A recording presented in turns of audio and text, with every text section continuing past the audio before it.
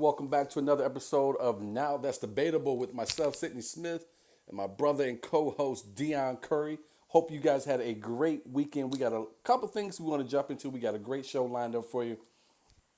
I see someone already in here with us saying, hi guys. Hello, hello, hello. We got a great show lined up for you. We are going to get into some Chris Rock talk. I want to say Chris Rock slander. We'll also review the special Selective Outrage that just dropped on Netflix Saturday. First time that they've ever done a live anything. So I thought that was something to see them trying to pull that off there. Oh, what up, bro? He says, I'm back, bro. What's good? What's up? I see you, bro. Good to see you. And then we're going to get into a story about a high school basketball team that forfeited, excuse me, folks, a little bit of a headache and a dry throat tonight, who forfeited a game because they did not want to play against a transgender female. So we're going to get in that too. But before we do, let me bring my brother Deon Curry in, see how his weekend went, how's his day, how's life, what's good, bro?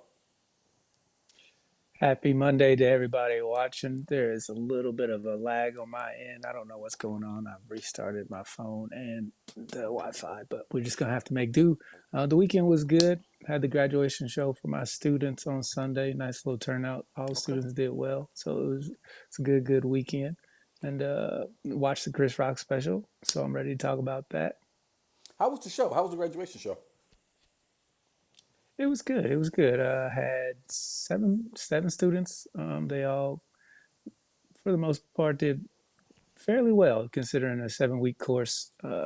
Some of them started with absolutely nothing, and to get a decent 8 minutes out of a 7 week class, I was pretty proud of. That's what's up. That's what's up. I see, Deon, can you see the names here? I see a Facebook user that says, hi, guys. I see another one that says, found you. Do you, That's Mary Ballard and Susie Myers Adams. Hey, all Miss right. Susie. What's up, Miss Hey, Susie? Mary. Glad that both of you are with us. A couple of our favorites. Hey, bro, I wanted to scroll that at the bottom. I see you asking when's my next show. I keep all my dates there at that website that's scrolling at the bottom, so I'm gonna let that scroll past. If you can go there, what I would say, check that out, lock that in on your phone. I put all dates that are gonna be coming up. Everything that I'm doing is gonna be on there if you want to come out to something. So I'm glad that you're on here, man. Hopefully you enjoyed this show. All right, let's go ahead and jump into this real quick here. So Chris Rock had his first special in a couple of years on Netflix. I was excited to see the special myself for a couple of reasons. One, I'm a huge Chris Rock fan. Deanna, can you hear me okay? You froze a little bit. Yeah, I can hear you. I Okay, don't know what's going on. I can hear you just fine, but the video is lagging for whatever reason. okay. I'm a huge Chris Rock guy. That is my guy. But with all things, I try to be as impartial as possible. His last special, as much as I loved him, was not his best. I was one of the first ones to say that. While I can appreciate what he was trying to do, it wasn't his greatest work, in my humble opinion. But it was still better than a lot of people's work.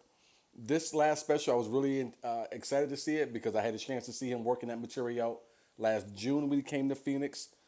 Then my wife and I both had a chance to see it. Then we had to see him, got a chance to see him again later in last year when he came back with Dave Chappelle, and just got to see it tighten up. And Dion would understand this as a comic to comic. When you're seeing someone work and just seeing their progression, it's something to see it. And when you're seeing a master like Chris doing it, it just takes it to another level. So I was very excited to see the special on Netflix.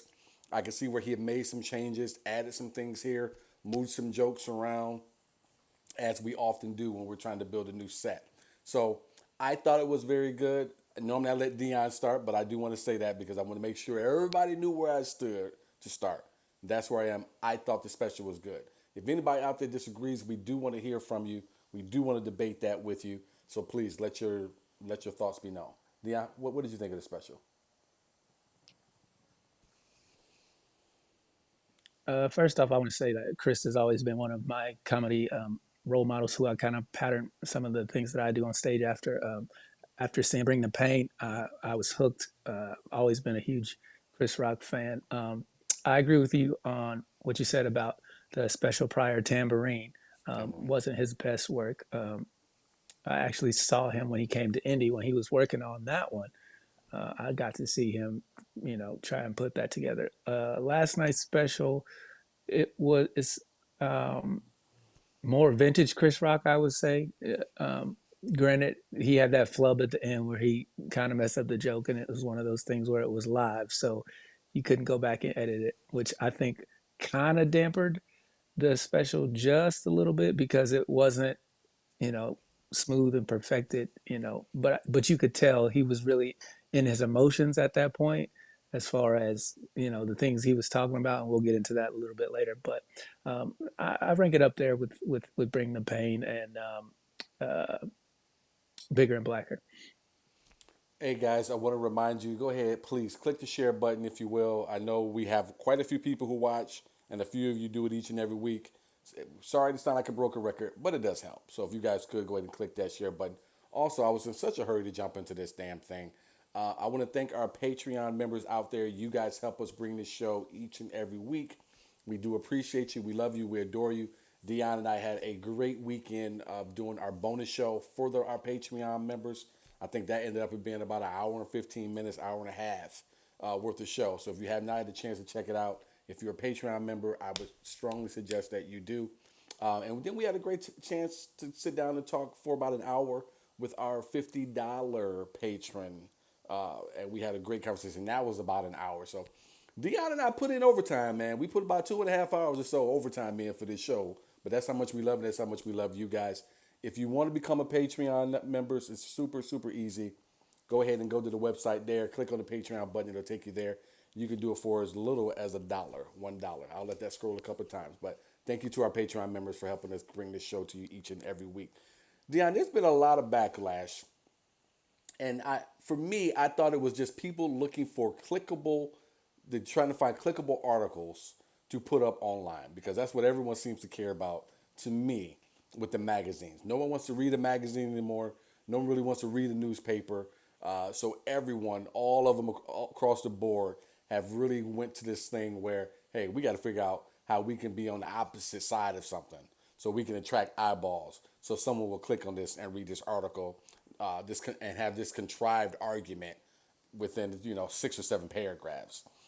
There was a Nadine White, a black journalist with the Independent. Her title is race correspondent. That is her title for the for the Independent, which I found to be an odd title. But she went on and she had different issues with Chris and the special. She tried to go and say Chris has for many years made his entire career about, and I'm paraphrasing here, but just embarrassing black people in front of white audiences. Something that kind of caught my eye was when she referred to Jada's alopecia as a health condition. I am so tired of them trying to act as if alopecia. And what I went and did today is I looked up alopecia on Google. And nowhere in there did it have anything to say about this being a illness which you will die from, anything, there's any type of severity that's going to come along with having alopecia. I think the most severe thing is said could happen and does not happen to everyone with alopecia is that your eyelashes or your nostril hairs you may lose those. That's the extent of this health condition that everyone wants to keep bringing to the forefront as if Chris Rock is teasing a cancer patient. Yeah, for me, it's a huge stretch. Chris said it in the special that Jada started it by saying he should have gotten fired from the Oscars because Will Smith didn't win an Oscar for concussion. So if you want to take it there, that's where his back and forth with her begins. Um, Alopecia, having your hair fall out, especially as a woman, obviously can do something to your self esteem. So I'm not gonna go down that road and say that, it's not that big a deal because I don't know what people who have that deal with mentally as far as their self-esteem is concerned and how important hair is. If all my hair falls out, all my hair falls out. I'm I mean, Sydney, you see the way I dress. I don't really care about my appearance that much. So it's one of those things where you deal with it, you move on.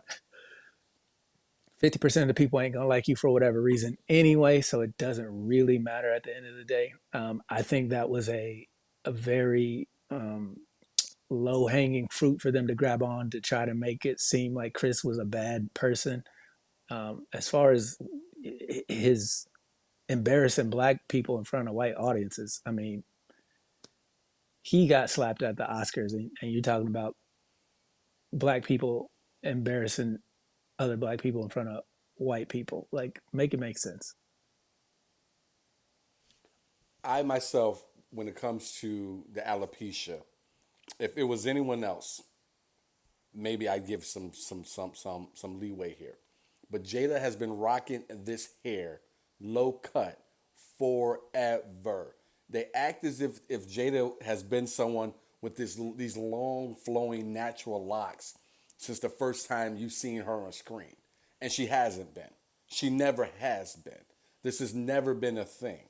So I won't let you go at this man and let this be the only bullet you have in the gun. You gotta come with something else. You have to come with something else.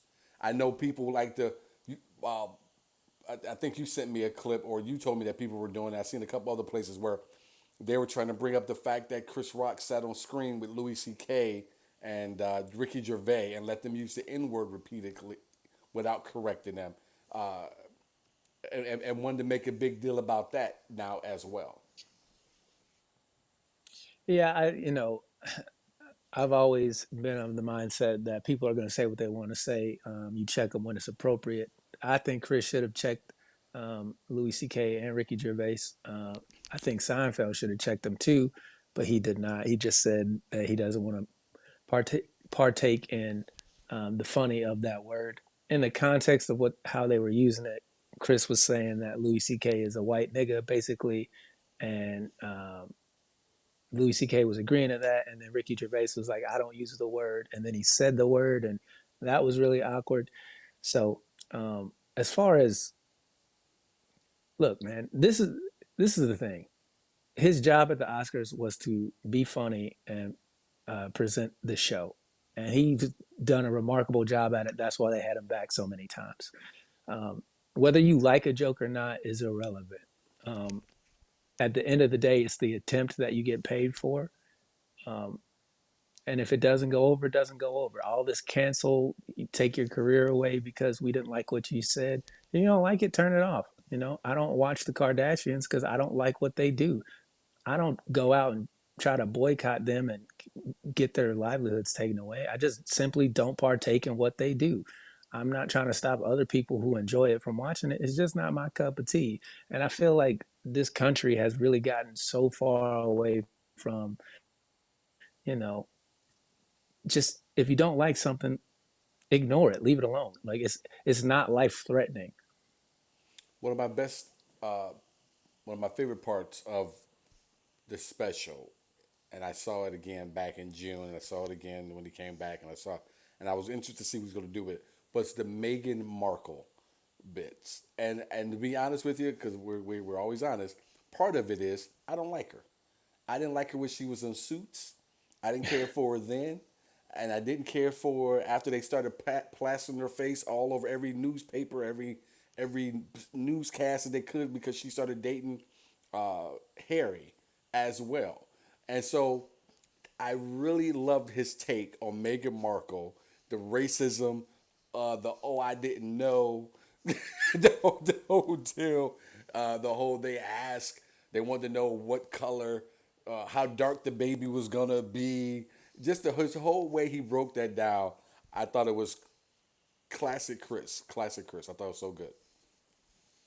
I don't know anything about Meghan Markle, don't care to know anything about Meghan Markle, but when you listen to what he was saying about her selective outrage, I would have to agree with them.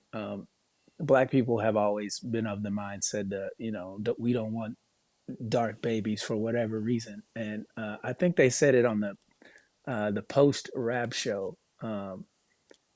If you have a lighter skinned baby, the chances of them having an easier life is better. I think I can't remember the light skinned person they mentioned, but then they brought up Leslie Jones and how much harder her life is because she's a darker complected woman. And I thought that was a poignant observation that it does exist within the black community, that people want to act like we don't they don't know this conversation happens. And to me that's ridiculous. It's then you take it to the royal family. Hello. Colonialism is deeply rooted in supremacy of one group over another. So I, that whole excuse to me makes absolutely no sense. Yeah, and I like and the reason I like that Chris did it was because he explained it to the rest of the world that this is something that we do within our own community. Megan wants you to think as if this is a foreign thing. This isn't. As if this is only a white person's thing. It wasn't. It isn't. And maybe they did ask, but it's not uh, uh, something that only that they would do. If she was married to a black guy, guaranteed someone in that family from Mississippi, Georgia, somewhere would look behind them ears and ask that same question. Let's see here. Looking at some of the comments We here. got some I'm sorry. Go ahead. good comments. Go ahead. You go ahead. You see some good ones there. Tamiko's in here. She says, "What's up, y'all?" What up? What up, Tamiko? She said, "She said I enjoyed he got his lick back. Period." Mary Ballard says, "I'm not a huge Chris Rock fan, which is funny because I love the two of you. That said, the special was good, but glad that I didn't go out to pay to see it." Uh, and then Mary says, "These guys are worth at least $1 a month. They need our support." Thank you, Mary, And guess what? That for goes on the screen. shouting out the Patreon. Yep, that goes on the screen. So thank you, Mary. She said these guys are worth at least $1. What's the next one you got? She should get The the trifecta? trifecta for that You know what? comment. She should get it. Yeah. You're right. You're a applause.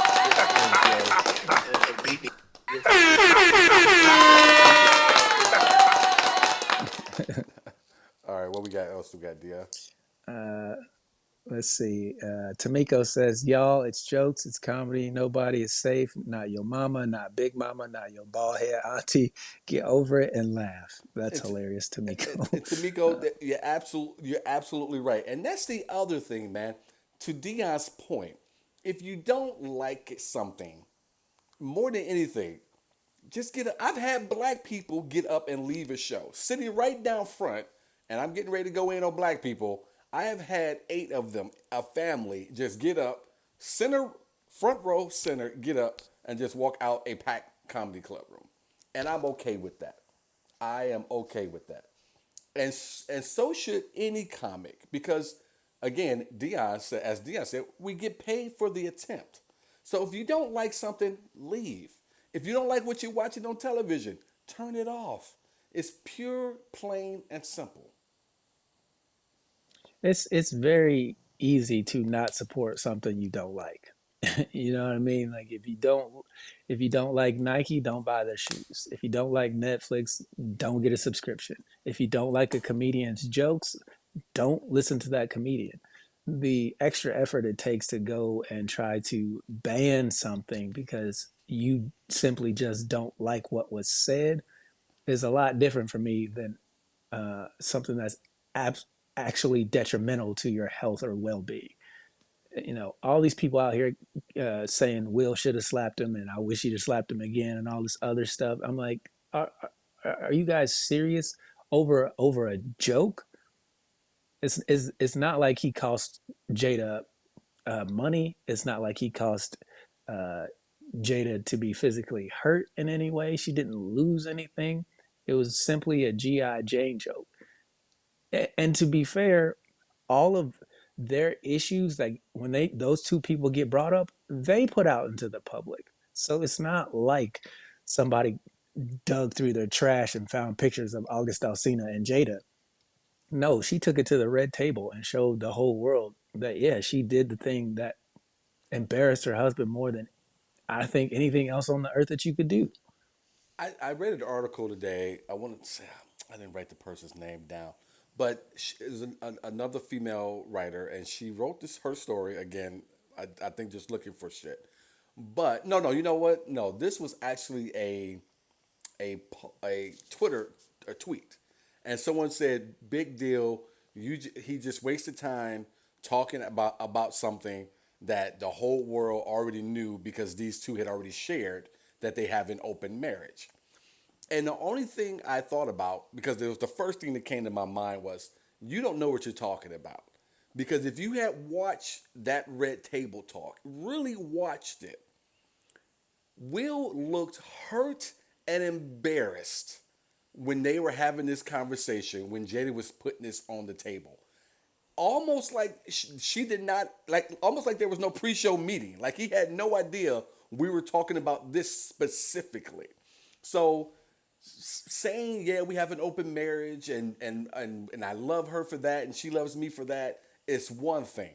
But naming names, especially when it's someone who's that young, someone you were supposed to be having a mentoring relationship with, bringing him under your wing, and as Chris put it, he's supposed to be the friend of your son. That's completely two different things. You're never going to get me to believe that Will was not completely embarrassed and devastated in front of the entire world by that woman.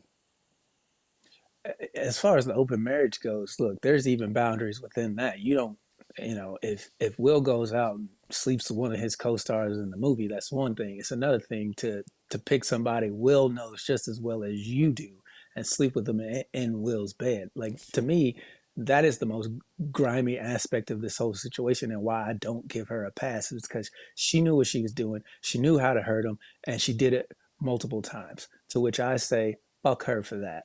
And all these women on Twitter and these blogs are talking about you got to protect women, protect women, protect women. I'm like, when are they going to protect themselves? She did the behavior that got that family in the situation that it is. Nobody else. So I don't want to hear all this.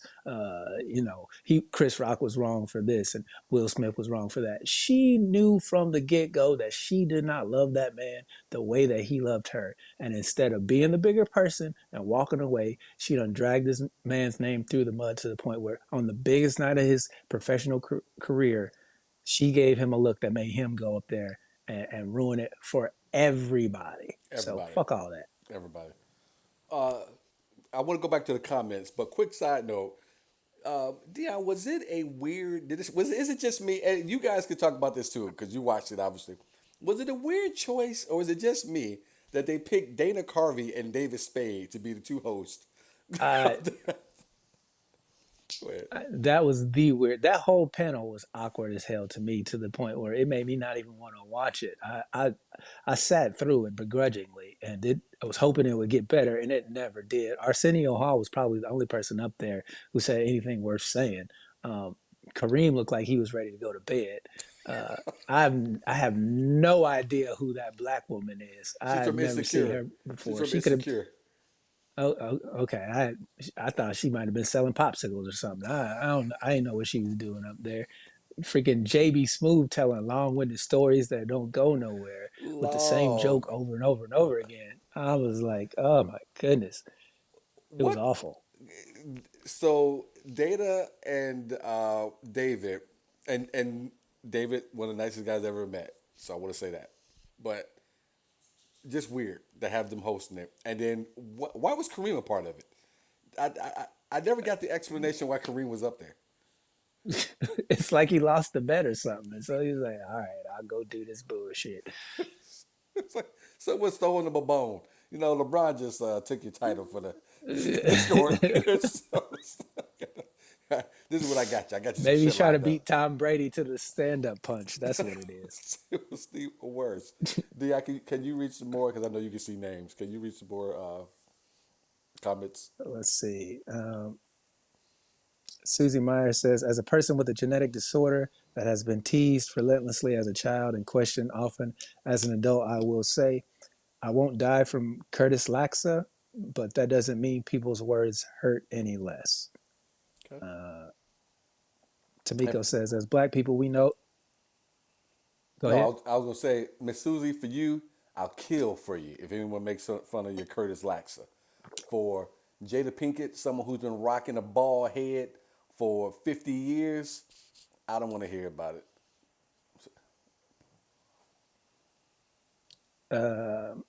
Let's see. Tamiko says, as black people, we know that light skin, dark skin shit is true. Mary Ballard says, if we can't laugh at ourselves and each other, how sad. In open marriages, more often than not, the out of the marriage partners are friends of the couple or at least all know each other. Well, who said that? That last one. Mary Ballard. Oh, yeah, Mary. I've known some folks who do the open marriage thing, and you're right. But Will's face said, I didn't know about this. Am I wrong, Deon? Am I reading it wrong? I mean, Deon or Will didn't look like he either A, didn't know they were having this conversation, or B, I didn't know you were sleeping with that dude. And because he was really pressing, like, what are you talking about here? That's when the whole, well, it was an entanglement. And he started pressing her on the use of the word entanglement, if I recall correctly. To me, again, it's one thing to get an adult, someone who's close to your age. It's another thing to know that boy before he was of legal age and then do what you did, knowing his struggles and what he went through. So I don't want to hear that, well, open marriages are with people. Yeah, but you don't sleep with your nephew's best friend. Like you just don't do that. There are rules to it, and I guarantee you that breaks one of them. So I don't want to hear any excuses about her behavior. She was dead wrong for what she did. They should have never put that shit on no Red Table Talk Facebook show. That was a stupid idea. Just further showing that she does not care about this man the way that he cares about her. He built his entire life around making her happy. And every chance she's gotten, she's embarrassed him by bringing up Tupac, by sleeping with her son's best friend at the time, and just being ridiculous. So, for me, watching what Chris Rock did, get his lick back, as Tamiko says. It was all fair game at that point. Your man walked up and slapped me. Sidney, you know me. I wouldn't have waited a year. He'd be catching hell until I got tired of giving him hell. So And you know kudos to me. Chris Rock for being the bigger man in the situation. And you know me. They wouldn't have been able to have the rest of the Oscar show that night. There's ain't no way. This is about to be a bad night for everybody in the room. That's just how it's about to go down. I will say this. Chris Rock, hold on. Go ahead. Before we move on, Chris Rock did lie in that special when he said, "You ain't never seen me in a movie without my shirt on." Because in, I think it's top 5, he's in a scene with Cedric the Entertainer, and they were doing the nasty stuff in there, and he didn't have his shirt on, and I was like, "Ooh, that was a choice." So You know what's funny? I was trying to think for some reason in Pootie Tang, which is not one of my favorite movies. I thought in Pootie Tang or CB4, he didn't have his shirt on. I don't think I've ever seen CB4 all the way through. I watched Pootie Tang one time and was upset the entire time that Not a everybody good told me movie. this movie was funny because it is absolute dog shit. And I was very upset. That's Pootie Tang was the first reason, or the first reason I stopped taking any type of advice from people who smoke weed. Because everybody I know who smoked weed was like, "Oh man, you got to see Pootie Tang. It's so good." I said, "No, I'm out. I'm out on all you weed smoking motherfuckers." Yeah, that movie was awful. Just like I can't watch Dave Chappelle's movie. Damn it, Half Baked. I can't watch Half Baked. Half Baked is better than Pootie Tang. Not by much, but Yes, it's hard to be worse than Pootie Tang. Hard. And if I ever meet Chris, go ahead. I was gonna say I don't know how anybody found anything in that movie funny. I literally watched it and go, "That's not funny. That's not funny. Why did they think that was funny?" I don't know how it got made. I don't know. The scene I remember the most, and I think it's the dumbest, is the grown woman, trying to show her love from that upstairs window to Pootie Tang when he was a kid. I think he was on a big wheel, right? If I remember correctly, that scene. I watched it one time. I don't remember Well, much. yeah. I remember him with the magic belt and it was just I don't even know who that actor is that played Pootie Tang. Like, who is that dude? I haven't seen him in anything since. I don't like. It was just, it was Pootie Tang ended ridiculous. his career. Facebook user, I see Facebook user laughing about your selling popsicles comment. That's Mary Ballard. Marissa says David went to my high school. David who? Who you talking about, Marissa? Did I miss something? I don't know. Larry Skin says Dana is the worst. I have no idea what he was doing there. Dana Carvey. I'm assuming she's talking Oh, about. Dana. Oh, Dana. It Dana. Talking really about Dana didn't Carvey. make any sense because David Spade and Dana Carvey didn't really talk the whole Oh, that's show. what she's talking about, David. Okay. It was our David Spade. Okay, Yeah. I look. I You said he's a nice guy. I've never Super met him, nice. but everything I've seen him in, it just made me hate him even more. Like, uh, just he was only good in the movie they all did together with Kevin James and Chris Rock and Sandler. Grown ups. Grown Ups. I liked him in that movie. That's the only movie I've liked his performance in. Everything else, just he makes my skin crawl for some reason. I don't know why. Like you said, he's probably a nice person, but this is not Super for nice. me. Super nice guy. But that's kind of his thing. That's his shtick. His shtick is all the characters. He's not very likable. He's that kind of arrogant little person with little snide comments all the time. That's kind of his thing. See, he gives me like the Dollar General version of Dennis Leary, and I don't like Dennis Leary at all. So it's like this is even worse. You said a Dollar General version of Dennis Leary. Yeah, like they play the same characters in everything they're in. Just these jerks. Did you did you win the shit on Dennis Leary right behind it? I thought you were gonna say you liked Dennis Leary, but then you Nah, I win fucking the can't shit on stand him. Dennis Leary either. Let's see. It says I was directing that at the reference that it was okay. Someone they knew. Gotcha. Pinky was just nasty where that younger man was concerned. Nasty predator. I would agree with whomever that is. That was Susie. Yeah, I agree with that, Miss Susie. Absolutely. All right. I do want to say this before we spin to our next topic, and I want to hear from you guys if you have a response to it, and Deon definitely want to hear from you on it. I felt like, and I'm basing this again off seeing it before, because watching him work out that set, Deon, the Will Smith stuff Mm-hmm. was more in the middle. And I get why he put it to the end. Tamara thought he probably got rid of it. I said, no, he's got to put that on the end because this is what everybody came to see. Whether you're on Netflix or you're sitting in them seats, you came to see him talk about this Will and Jada shit. So he moved it to the end. And I don't know if that affected it or not. But he seemed very much more emotional delivering that material Saturday night as opposed to two times I saw him before. Did he seem emotional to you? Because when I saw him Oh, he before, definitely. he did not call Jada a bitch. He did not go in on her at all like that. Most of what he said was more directed towards Will. He really went in on Jada a lot more than he had in the two times I saw it before. Again, for me, I felt like any heat that she gets is warranted because of the behavior she's exhibited over the years. I definitely agree with you that he was super emotional.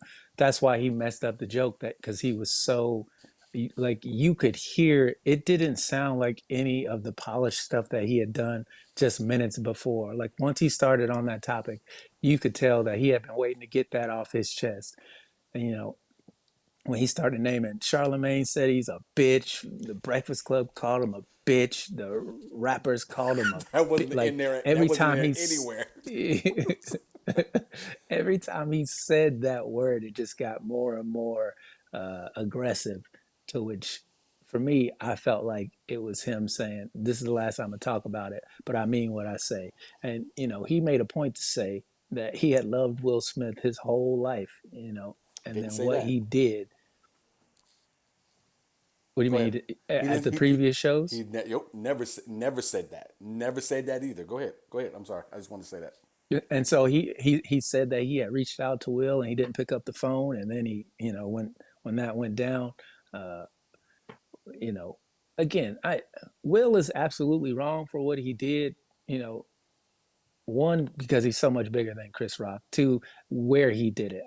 I wouldn't have had any issue had after the show he was like, "Look, let me talk to you." And if they got into tussling, they got to tussling because he is talking about your wife. And I understand that. And I could respect that on a man level. But what I don't respect is that you laughed, you looked at your wife, saw she was unhappy, and then you decided, I'm going to go up and embarrass everybody. To me, that was just low grade bullshit. And I think Will laughing shows exactly how serious that alopecia is, doesn't it? Doesn't it show how serious? Doesn't I can't argue with you there. it? It shows just how this Jada Pinkett Smith is just the strongest woman I've ever met, and Will laughing proves it. Yes, definitely emotional, definitely different. He didn't talk about how much he loved Will. Didn't talk about how much he's followed that man's career, loved his music. Did not go all the way in on with using Charlemagne's name and everyone, the Breakfast Club. He did one time say 50. He said, he ain't hit 50. He did use that somewhere, but I didn't. He didn't use that last night. Definitely was not that emotional, and I think part of it was probably like you said, the Oscars are next week, so you got that. They're going to be really talking about it again, I'm sure, even if he hadn't done the special. He moved it, put it towards the end, so he had to save himself to it. So that emotion probably came out as well, but it was definitely different. But I'm with you. I enjoyed it thoroughly. Even if you take that last piece off, it was still back to more classic Chris. The way he can spin information into a joke and get that punchline. I thought, what's his name? What am I thinking about? The white comic who has the show that's been on HBO forever. The talk show on HBO. He's the atheist political comic. Thank Bill you, Maher. Bill. Thank you. Bill Maher said something, and I'm gonna paraphrase him. He said, "Hey, this guy gets all the information out there, but never forgets the jokes. That's one of the great things about him.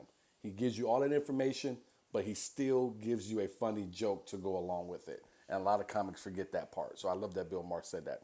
But I thought it was very good. I thought it was well done, up and above beyond Tambourine. Obviously, you can never reach. He'll never be able to reach where he was with those few specials he had during the '90s or the early 2000s because those were just phenomenal.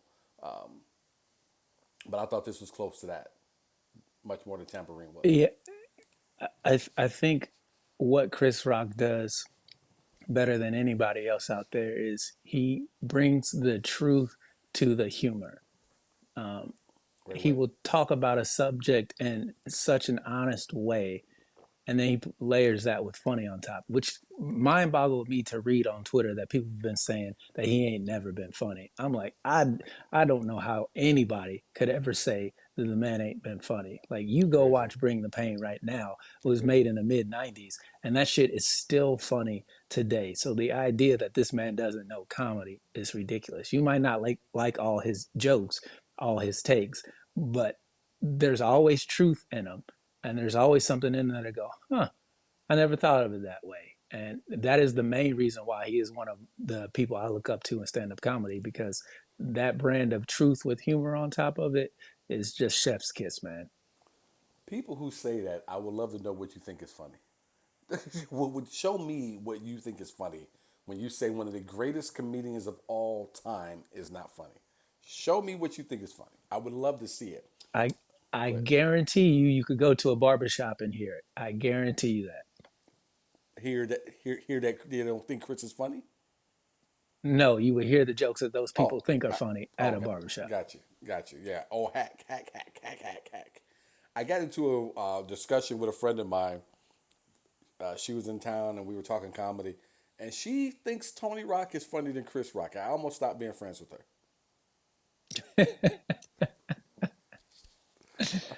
I've seen Tony Rock live a couple of times. I would not agree with her assessment of Tony being funnier than Chris. Obviously, uh, there's a reason why Tony is where Tony's at and Chris is where Chris is at. Um, I think Tony's funny. Don't get me wrong, but I don't think he's as funny as his brother. You know, I know some people take exception because Chris never, as I hear it told by other people, he never just he never laid the pavement with bricks of gold for his brother to walk on. Um, he made him have to earn it on his own. He didn't crack every door open for him. And I know some people have Eddie taken Murphy did the same thing. right. And excuse me. And I know some people have been upset with Chris because he hasn't done that Wayans thing. I think the Wayans have done the exact opposite. If you have that last name Wayans, they're going to crack that door open for you one way or the other. I think you're going to get a little bit further along than you would if your last name wasn't Wayans. But Chris didn't, as I'm told, Chris didn't do anything like that for Tony. And some people take exception to it.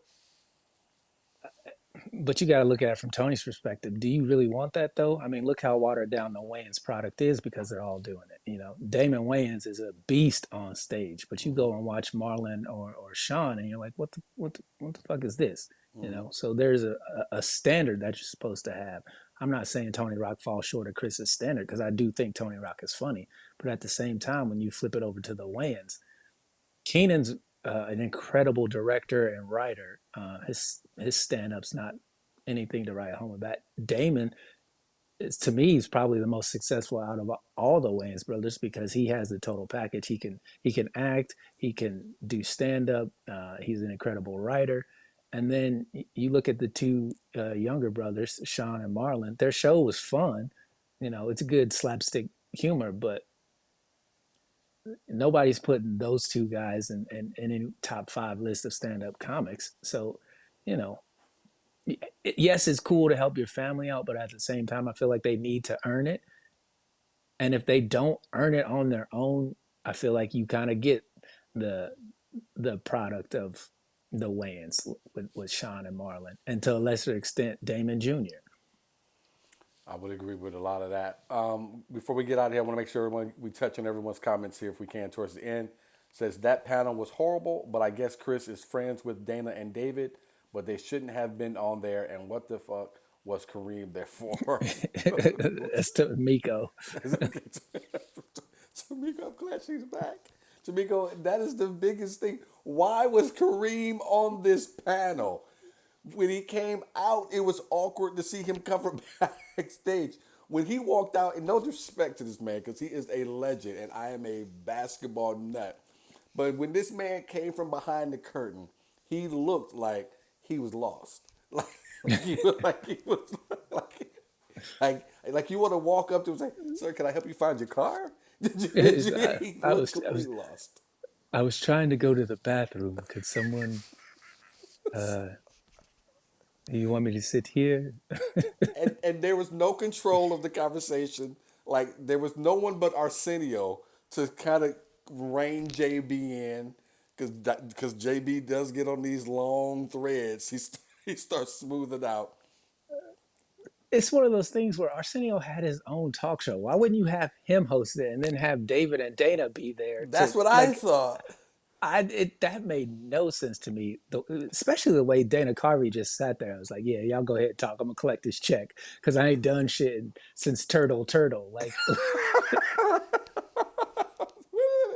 Dana, Dana and Dave look like y'all not about to fuck up the rest of my career. Y'all gonna have this black conversation if you want to.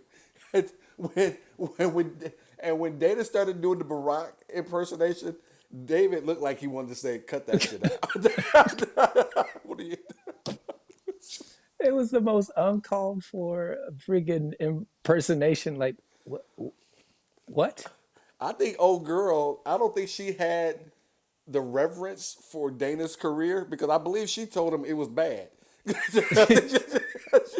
So I don't think she had the reverence for his talent. I don't think she ever watched Saturday Night Live back in Nigeria because she was like that was not good. They kept bringing that up. Like, no, you from Nigeria. I'm like, who gives a fuck? What does that have to do with anything? Well, Arsenio was trying to be the talk show host, and he was trying to keep it going because he picked up on what you and I picked up on. Y'all should not have picked these two dudes to sit center spot and try to have this conversation. And I don't know It what my man was. was doing at the top of the show. I didn't even watch that part because I watched. I came to the special about 20 minutes late, and so I watched from like 10:20 till the end, and then I sat through that awful post show, and then I went to go back to rewatch the first 20 minutes, and it's like it had all that pre-show stuff. I was like, if it's anything like this post show was, I'm not even gonna waste my time. I just skipped it. It was better, but not much. But that post show, it was just awkward. It was a nice car crash to kind of slow down and watch for a second. Ricky says Dennis Leary is a joke thief and still not funny. All right. Facebook user says he definitely seemed emotional. Yep. Facebook user says I feel for him. He did, and I mean he said bitch hard as hell, didn't he? And I was like, ooh, he mad, mad. So those two comments before were Mary Ballard. That last one was Tamiko. I hate to do this because Tamika, Mary, I love that these guys are worth at least $1. But Tamika's been breaking. Tamika's got to knock you off the wall with this one. That was good. He mad, man. All right. He had to save all that for the live show. Sidney, your friend, is wrong. Absolutely, she is. Damon is hilarious. Damon is he's definitely funny. And I mean in the audience, okay, but on the panel, right? And then last comment here, I don't understand why she was there either. Maybe because she's a new comic. I don't know. She has a special on HBO, I think. Does she? Okay, I didn't know that. Maybe that's what it is. I didn't know she was a comic at all. I She just didn't know say from insecure. anything. She didn't say anything funny on the panel, so it was weird. First of all, there were too many people up there. You don't need six people up there. Kareem didn't add anything to the conversation. I mean, it wasn't like we were talking about civil rights and justices or something. Like I could understand if he was up there for that, but this is a Chris Rock special. What the fuck are we getting Kareem's? You know what it reminded me of when Dave Chappelle was like, "Where's Ja?" Like, I don't know why Kareem was up there. It's like someone yelled into a microphone. First six people that can sit down can be on the panel. I don't know. All right. Let's go to our next topic. Thank you guys very much. Again, click that share button. Oh my God. Thank you guys for hanging in there with us. Next topic. Let me see if I can collect myself here. Mid Vermont Christian School decided that they were not going to play basketball against another high school. Decided they were going to just forfeit the game because the other school had a transgender female part of the team. Deon, I kind of remember what you said when we talked about this a little while ago, but I am interested in hearing your full thoughts on this. What are your thoughts on this high school deciding to forfeit a basketball game? And let me go ahead and actually, because I did make sure I pulled this up, what they had said the reasoning was. I hate this phone. I hate this phone. well, I have it. Go ahead. Go ahead. as you're looking to pull that up, I'll say this: high school sports is supposed to be teaching There it is. I'm sorry. leadership. I'm sorry. I didn't mean to cut you off. There No, it go is. ahead. The head of Mid Vermont Christian School said, playing against an opponent with a biological male jeopardizes the fairness of the game and the safety of our players. Go ahead.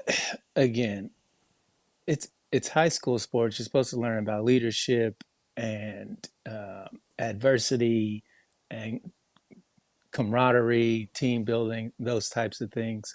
The outcomes of those games don't generally matter in the grand scheme of things. Like it's not like you get a huge prize at the end of the tournaments or whatever, you know. So if this was the girls' decision on the team, if they all got together and was like, look, we don't want to do this, I wouldn't have any problem with it. But if this comes down from the coaching staff or the administrators or the parents, that's where I draw the line. You don't even give these girls the opportunity to compete to find out just because this person has transitioned into a girl doesn't mean that they're any good at basketball. Was she starting? Was she averaging 40 a game? It's not like she was LeBron James or something like that. So if the girls on the team don't want to play against her for whatever reason, I don't have a problem with that. But anybody else who's got something to say about it, to me, I just think that's bullshit. And if all the girls on the other team are okay with this girl uh, being on the team, I don't have a problem with it either. I think this whole transgender issue is so blown out of proportion because it's such a small thing that we're making so much bigger than it has to be. To me, it's just absolutely ridiculous. First thing you said that I thought about just she just out there catching the ball in the post, just, It's not like she's Shaq just, dunking on Chris just, Dudley. just turning, power moving, one power dribble. That's it. Um, I I will say I probably agree with the school that declined to play. I do draw the line as of today, unless we can figure some way around it, which I right now cannot see it. If anyone out there can come up with a solution, I'm more than happy to read it if you guys want to throw something up there. But even though you want to say that you are not a male, you are a female, I understand you have every right for that. Genetically, you're still a male. Your frame is that of still a young man, not of a young lady. Your strength is going to be different compared. Your speed is going to be different, generally speaking. So I don't know how I would feel about my own daughter playing against someone under those conditions. So I can see and I can completely understand. I could see it when they wanted to not let the transgender female swim against biological girls in college, so on and so forth. I think with all things, you get the opportunity to say, this is my decision to make. But I do not think that we can remove all consequences that come with certain things.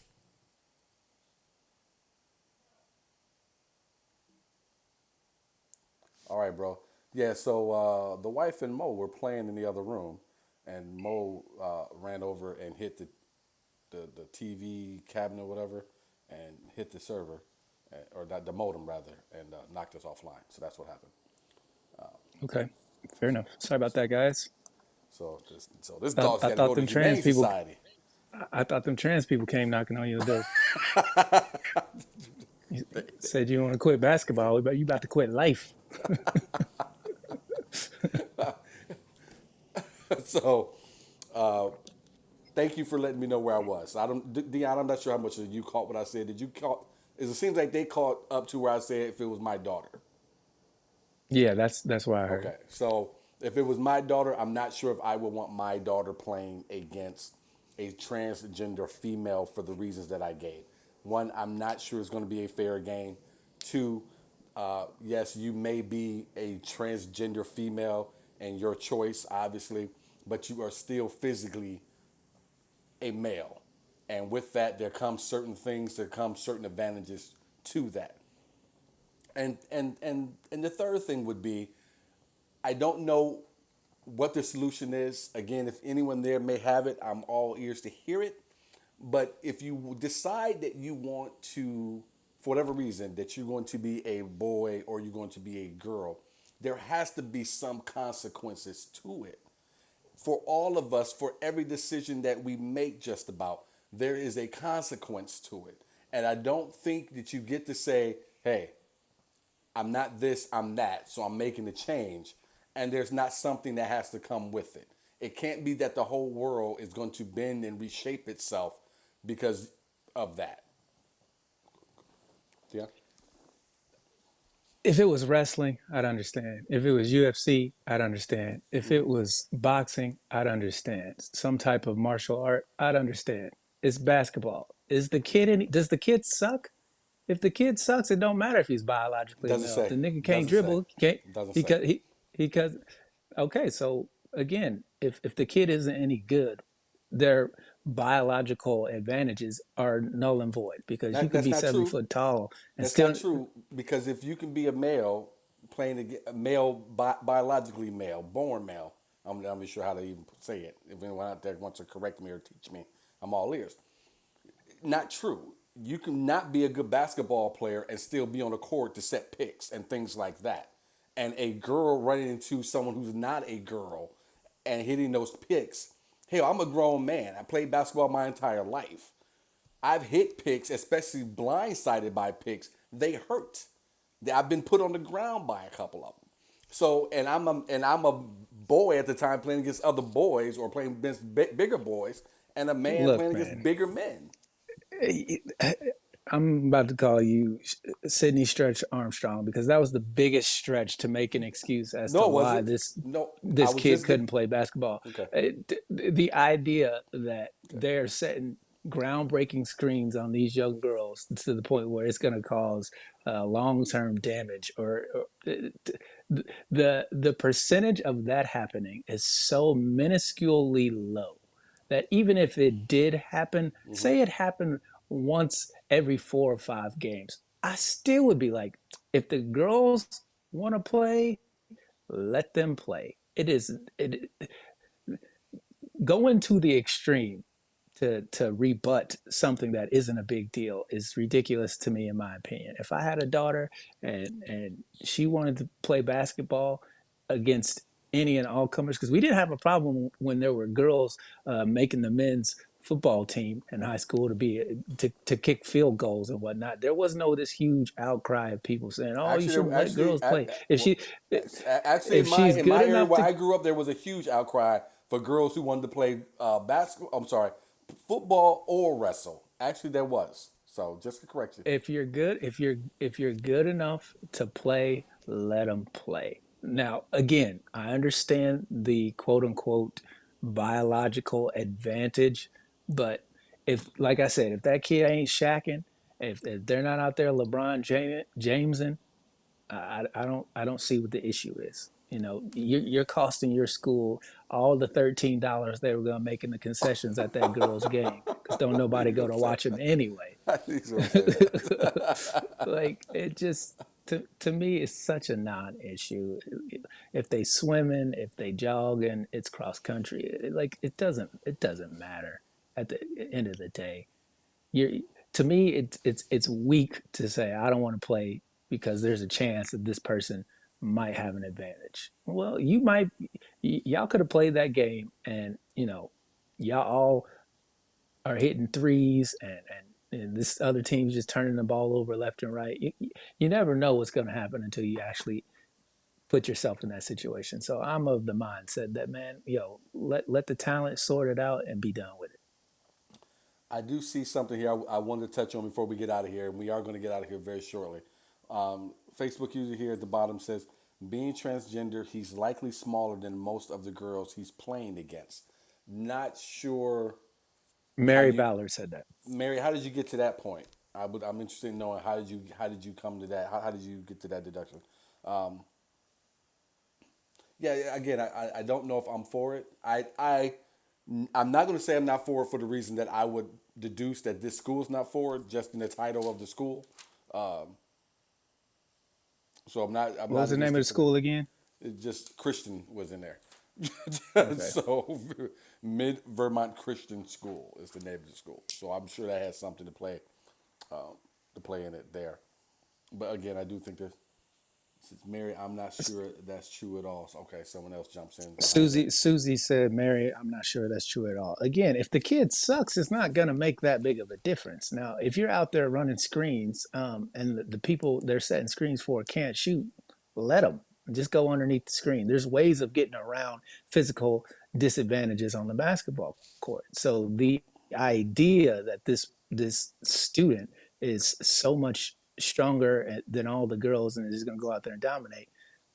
I don't know what the kid looks like physically. To me, it doesn't really fucking matter because at the end of the day, there's four other people on the court that have to make plays. So See, this is again, what unless it's like Joanna Man, where it's out there just not dunking not on you all people, here. and you know what I mean? It's like Like, it's high school basketball. Mary Mary says she could be playing against bigger girls and get her ass beat. It's just a matter of talent, no matter what. Not That was true. Elsie Scott. That was Elsie. I don't agree with that at all, Elsie. Not at all. And then coming behind it says most of the transgender male to female people I know are barely 120 pounds soaking wet. Look, there's some of those out there, and then there are some who are not. We've seen some of those who are not. Again, to use the most recent because it was in the news here late last year, was the male transgendering to female swimmer. That dude was much larger than the females. So just I think it just differs depending. Just referencing the transgender people I know. I got you. I got you. Nothing wrong with that. Again, we don't have a whole lot of information about this young lady, and nor should we, and nor did I think we would. I mean, they are in high school. Larry says, shocking. It's a Christian school. All right. Thank you guys for watching. We're going to get out of here. This show was another bumpy one. We got to figure this out here. I figured this is our second bumpy one in a month, and I'm not really caring for it. And this dog is on her way to the Humane Society. So there'll be no pictures from whoever said they want to. Actually, she'll be fine. My mother, or my wife will leave me if I let something happen to that dog. Deon, you ready to go with yours? Before I do that, are we doing what the hell, or Yeah, what the hell? we're What doing the what hell? the hell, right? Yep. Okay, before I do that, Susie has a comment here. She says, my transgender granddaughter is 6'4", weighs close to 200 pounds, and wears a size 14 shoe. His wingspan is broader. Not many 23-year-old biological girls are that size. Okay, now that's an adult. So I think there's a difference between adults and children. Again, it's high school sports, so the outcomes don't really matter in the grand scheme of things. It's not like you know, jobs are on the line and so forth. So with that, it's to me it's apples to oranges. I One don't think last so. thing. I don't think so. I think Miss Susie makes a great point, and yes, while her granddaughter is an adult, that is still a transgender individual, and you put that individual side by side with someone else, that is a larger person. Which is why I put the caveat in there. It's one thing if they're out there shacking. It's another thing if they're not any good and they're just trying to be on the team for being on team's sake. We all know those kids. Hell, they made a movie called Rudy where the dude didn't. He was on the at school for 4 years, didn't play until the kickoff in the final game of the season. So it's not like this person is out there changing the world. If this So kid if this kid gets off if this kid gets off the bench at all, it matters. If this kid is like some kids are who are just on the team and these kids never play except for in practice, I'm with you. But if this kid gets off the bench for 1 minute to play 1 minute, that changes everything. That changes everything So because anything are can you going to happen. forfeit? Are you going to forfeit the game when they let the kid that has Down syndrome go out there and play basketball because there's a disadvantage there? So the idea that a simple disadvantage that if this kid identifies as a female that used to be male that identifies as female. I don't see any difference between that and you guys trotting out the kid with Down syndrome who shoots threes and everybody cheers for, or hell, even the old man who's playing flag football and all the people are letting him run to the end zone. To me, it's the same fucking thing. I'm calling you Deon Stretch Armstrong because you stretch mightily. Down syndrome kids, old men playing flag football. All right, It's the same thing, man. It's the all same right, thing. all right. That's why I love you. That's why the show's called Now It's Debatable. Miss Susie, you made a great point. Great point. I like it. I like it. Strong. Miss Susie came back strong. She also said she's pro mo. So how about that? I'm afraid of Miss Susie. So strong, Miss Susie. That'd never make the wall. I'm promo.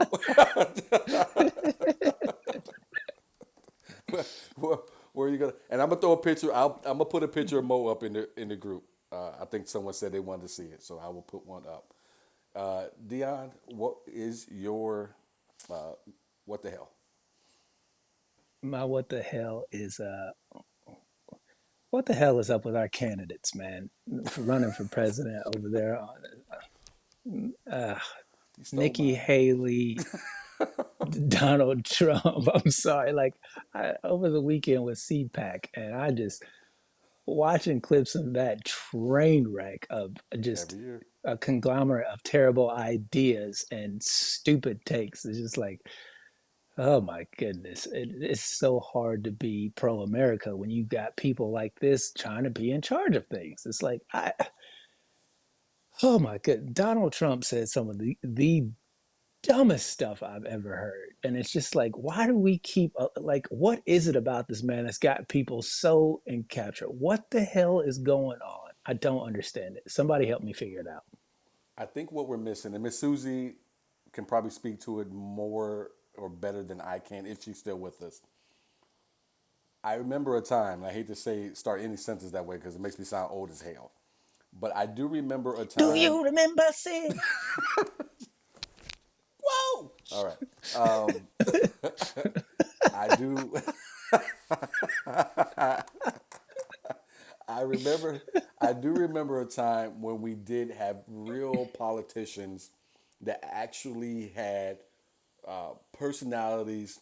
They actually had charisma, and believe it or not, somewhere inside of them, they actually cared about making a difference. This is like I don't know if anyone out there have watched it yet. That show Yellow Jackets, which to me is like a female version of Lord of the Flies. This is what this seems like to me at times that we're dealing with when it comes to what's going on. And the biggest thing I would say, none of them have a basis of belief in anything. It's all about running for class president like we did back in school, in high school. Uh, we gonna get more hot lunches. I want more candy bars and all homework. Who wouldn't vote for that guy? So this is all we have is a One bunch. nerd in the corner. What's One that? nerd in the corner. You can't get rid of homework. What am I gonna do after school? Right. But everybody, yeah, I got that. Though that doesn't make sense, and there's no way you're gonna be able to pull that off.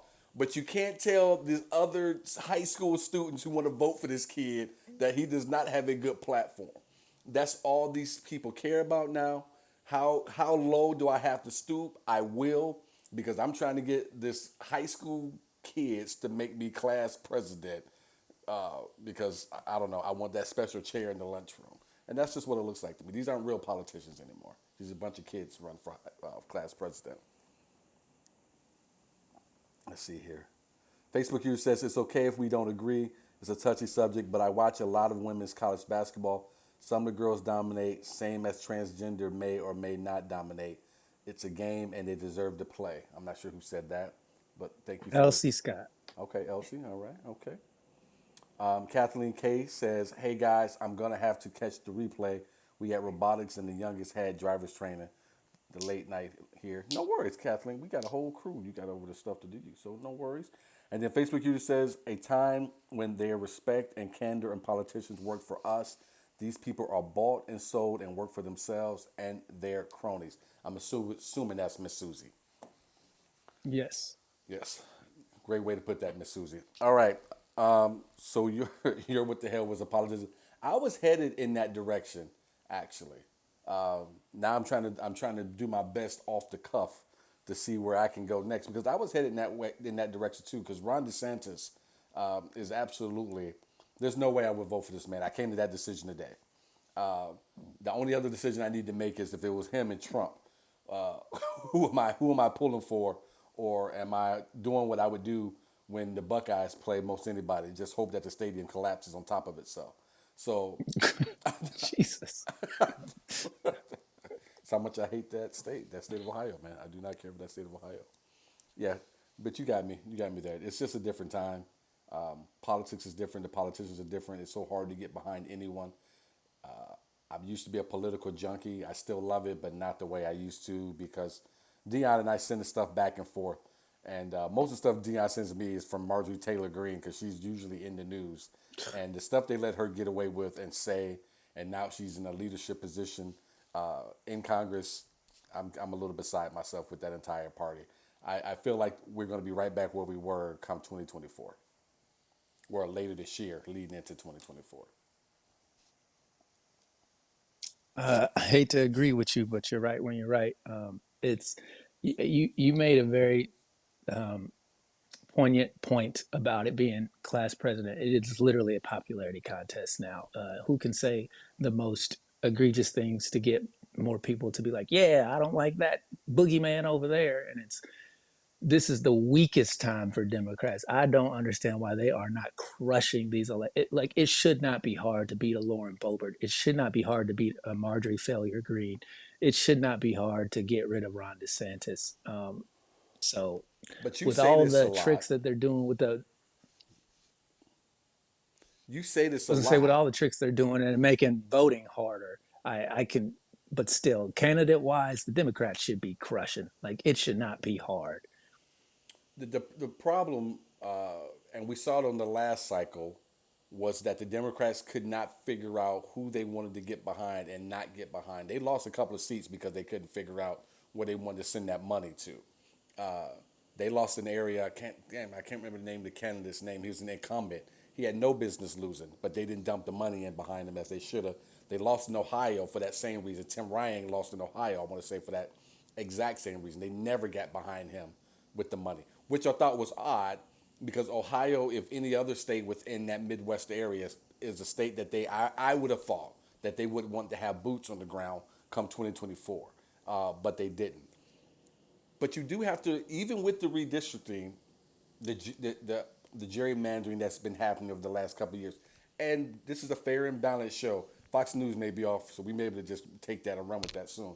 This is a fair and balanced show. The Democrats have done some gerrymandering themselves over the years when they've been in power. So I don't, as much as they want to make it seem like it's just a Republican thing, it's not just a Republican thing.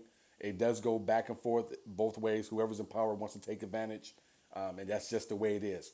But when it comes to the Marjorie Taylor Greenes and the Boberts of the world, going to a point that you have made, I think we underestimate how many people there are in this country who believe what they believe, and especially those that live within the areas that they're representing. Though Boebert was this close to losing, she was this close. I thought she did lose at first, and they did the recount. Hmm. She squeaked it out. I just it's embarrassing. Like it's not even anything policy wise. I mean, because we can argue policy all day long, but the person instilling the policy should matter. Lauren Boebert is not a good person. She's not a leader. I wouldn't follow her into a grocery store, let alone let her set policies that are going to affect my life. Marjorie Taylor Greene is the biggest hypocrite out of all those people. She talks about Christian values, been cheating on her husband the whole fucking time they've been together. She's just a clown of a human being. She's allegedly the person that planted those pipe bombs. So it's this whole we need to divorce and get safe spaces for. It's like you were just saying how much you hated snowflakes for needing safe spaces at college campuses, and now you're trying to divide the states up. I cannot understand for the life of me how people can listen to these people talk and be like, "Ooh, I agree with this." Like it doesn't make any sense. It's because it's almost like watching or getting into an argument with someone, and all they do is hear the one thing you said, and that's what they grab onto. The hell with everything else you said within a 2 hour argument or 2 hour discussion. They find the one thing. And what the people who follow these folks who started following Trump figured out was, or heard was, it's not your fault. And I said this before when it came to Adolf Hitler. I remember black people used to get upset with me because I would put Farrakhan within the same sentence with Hitler. Leaders like them take advantage of that group of people who want someone to blame. It's not your fault you're in this situation, it's their fault. It's not your fault you're in this situation, it's their fault. And Trump did that with a large group of this country who have been Democrats their whole life. That's the thing that gets me. Rural America, Caucasian people have primarily been Democrats. their entire life. Vote Democrat up and down the ticket without fail. They are not Republicans. They are not. Where? Where what? Where are these rural Democrats you're talking about? What part of the country? I said throughout the country, but I'm talking about mainly in the Midwest. Nah, I don't believe that at all. I don't know why you wouldn't believe that. The numbers say so. And the Because poli- and I look at the map, and yeah, all the farming states are red as hell.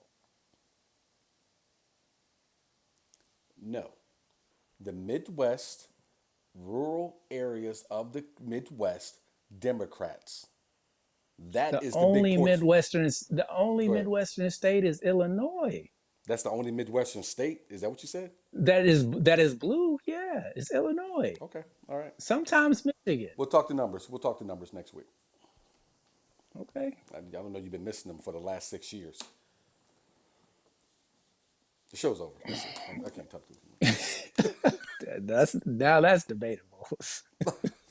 Oh, we're gonna debate Thank you it. guys for checking out another episode. Make sure you join the Patreon. Sydney, if you could run that scrolling at the bottom one more time for all When of I'm our working for you now awesome. over here, sucker. What you over here? We Over here working for each other, brother. You think I come on here to hear myself talk? No, I come on here. Shut up. Yeah, Deon is right though. As Mary said, we're worth at least $1. So go to the website, click the Patreon link button, and it'll take you straight there. We got some really good stuff actually that we are throwing out there if you want to take a step above $1. But we're happy with that dollar too. Deon, I love you, man. You're wrong a lot, but I love you. I love you too, and you're wrong more. So appreciate you having me on once again. I might not see y'all next week because this after show is about to be heated. When you gonna quit? Is that why you're not gonna be on next week? Nah, I'm not quitting. Facebook users here before we got says that's the problem with Trump. If we get a shit show candidate, people vote the best of two evils. Absolutely correct there. I know I did that when I voted for Hillary. I bit my tongue so I could taste blood and voted for Hillary Clinton. Facebook user says if they nominate Biden, we're doomed. Tired old rich white guys jerking us around, more worried about drag queens than economics and medical crisis. I will say this: the least of the two evils, and I'm anxious to see it if he decides to run, is going to be Trump and DeSantis. I'm interested to see how they play that out. And then Facebook user says, "Thank you guys. Have a great week. Love you. Love you guys too. We appreciate you." Tamiko, you were last on the wall, so boom. Let's see if you can do it again for the rest of the month. Don't forget, guys. Have a good week. I don't know. It's an awkward show tonight. See you guys.